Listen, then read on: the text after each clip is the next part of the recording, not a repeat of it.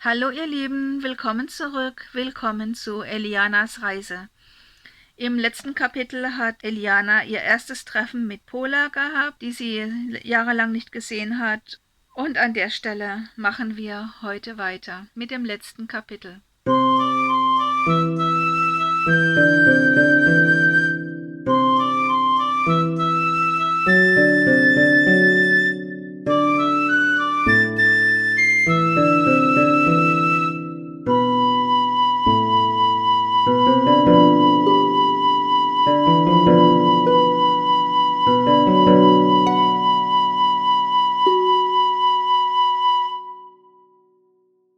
27. Kapitel Leben.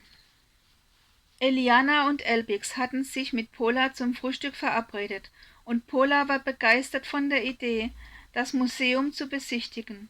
»Das wird mich mit meinem Mann noch enger verbinden«, sagte sie. Elbix bekam auch ein Frühstück serviert. Er schaute ziemlich hilflos drein, als er seinen Teller mit dem Rührei betrachtete.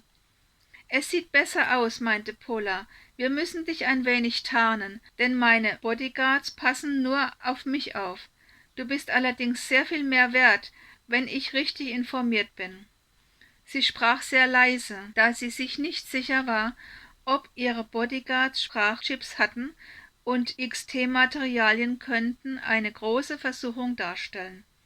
»Wie war dein Treffen mit Arti?«, wollte Eliana wissen. »Ich habe das noch gar nicht alles verarbeitet«, gestand Pola. »So viele Eindrücke, so viel Liebe. Ich bin immer noch überwältigt.« »Ich wünschte, meine Eltern wären noch am Leben«, gestand Eliana. »Aber meine Mutter ist tot und mein Vater verschollen.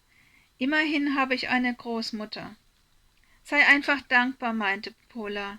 »Gott ist groß.« »Hat Arti dir erzählt, dass Elbix eine XT-AI hat?«, wollte Eliana nun wissen. »Ja, das hat er«, berichtete Pola, »und ich weiß auch um eure Sorgen.« Sie hatten das Frühstück beendet und begaben sich nach draußen, um den geplanten Museumsbesuch zu starten. Die Gesellschafterin hatte frei bekommen, um auf eigene Faust etwas zu unternehmen. Pola hatte sie aber nicht ohne Warnung vor den Zivilschützern zurückgelassen. Der Rest der Garde trottete in einigem Abstand hinter ihnen her, immer bereit, etwaigen Attentätern das Handwerk zu legen. Pola bestaunte die Ausstellung, und Elbix erklärte ihr alles, wie kein zweiter es hätte besser machen können. Auf einmal wandte sich Pola an Elbix, zog ein Notizbüchlein aus ihrer Handtasche und reichte es ihm zusammen mit einem Stift. »Schreib mir mal bitte deine Modellnummer auf«, sagte sie, »sowie das Baujahr und die zuständige Behörde.« »Wofür brauchst du das?«, fragte Eliana neugierig. »Ich möchte erst mal seinen Wert ermitteln«, bekundete Pola, »und dann sehen wir weiter.« Sie lächelte Eliana an. »Es wird alles gut«, sagte sie. Nach dem Museumsbesuch genossen sie noch ein Dinner im Hotel mit gegrilltem Lamm und exotischen Spezialitäten. »Dein Leben muss der absolute Traum sein«, meinte Eliana zu Pola gewandt. »Es ist nicht alles Gold, was glänzt«, erwiderte Pola. »Wir haben auch Feinde, die uns den Status und den Reichtum nicht gönnen. Sicher auch teilweise zu Recht. Wir müssen sehr strenge Sicherheitsvorschriften befolgen und verlassen nie ohne Schutzpersonal das Haus. Das kann manchmal ganz schön nerven.« »Ich kann das nachfühlen«, pflichtete Eliana bei. »Wir können uns hier auch nicht frei bewegen.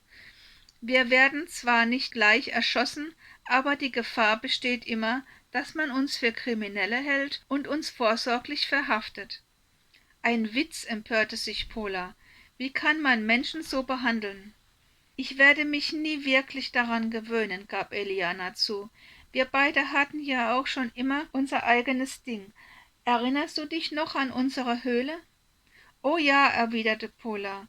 »Was waren das noch für schöne Zeiten, wo wir von der Zivilisation der Erwachsenen noch nichts wussten.« Am nächsten Morgen erhielt Eliana eine Nachricht von Pola.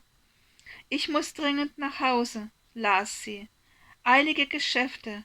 Tut mir leid, ich melde mich.« Eliana war enttäuscht. »Gute Reise, pass auf dich auf«, schrieb sie zurück. Und dann fiel ihr der Satz ein, der Pola vielleicht trösten könnte, und sie schrieb noch: Gott ist groß. Ein paar Tage später kam dann erneut eine Nachricht von Pola. Sie berichtete, dass Khalid, ihr Mann, bei einem Attentatsversuch verletzt worden war, aber inzwischen außer Gefahr.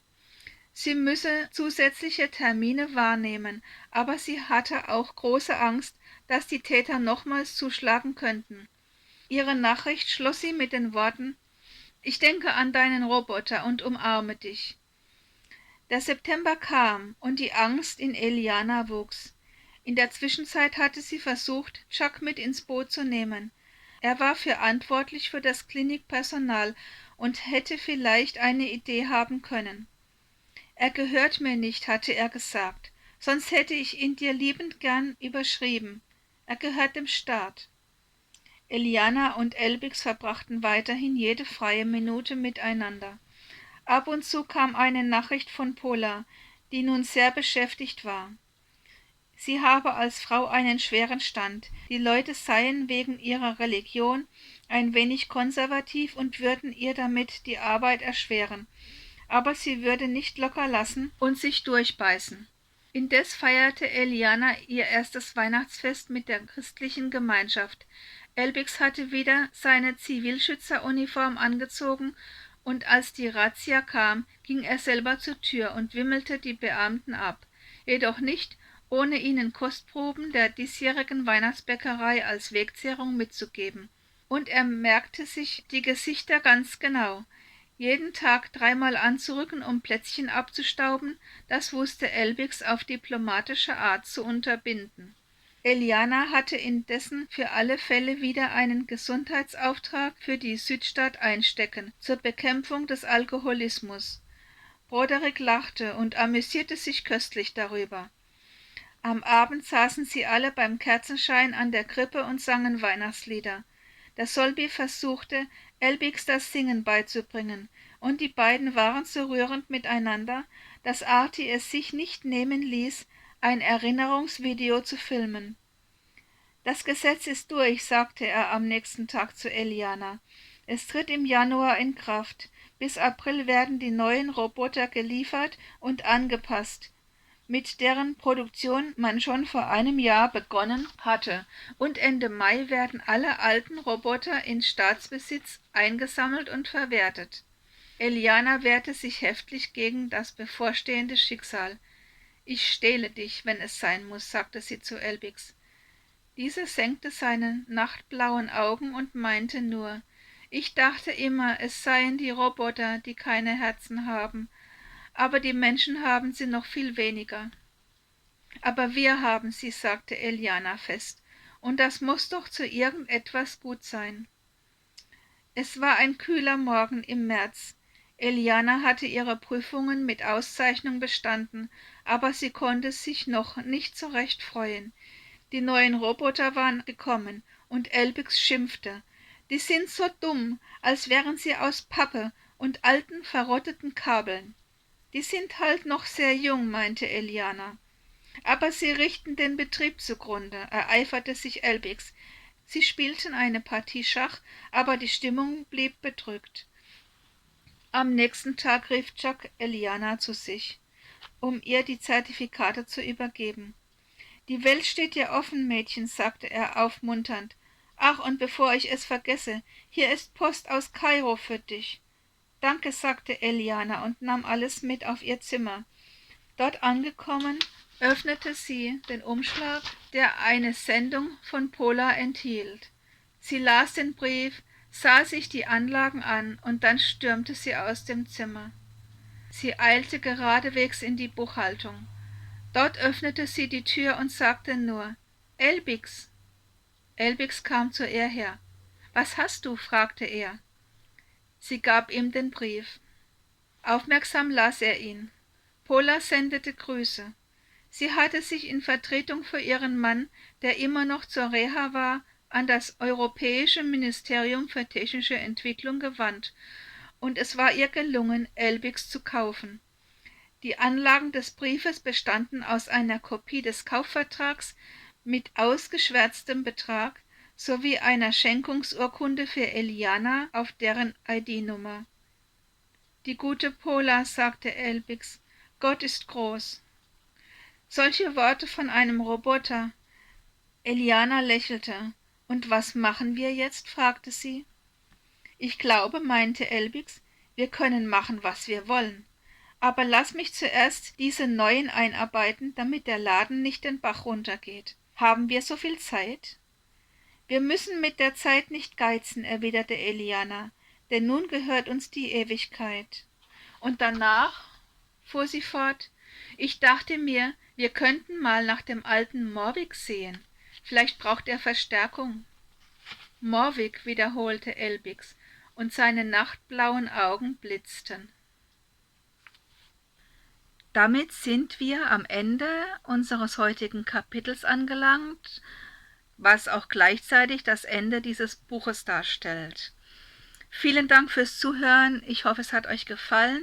Ich hoffe, ihr habt nicht vergessen, Likes drunter zu machen, um meine Arbeit zu würdigen. Und wer ihn noch nicht kennt, dem sei empfohlen, sich den Weihnachtskrimi auch mal anzuhören. Ja, ansonsten bleibt mir nicht viel zu sagen. Es gibt bald wieder ein neues Buch, aber das wird noch ein bisschen dauern. Vertreibt euch die Zeit in der Zwischenzeit mit meiner Musik.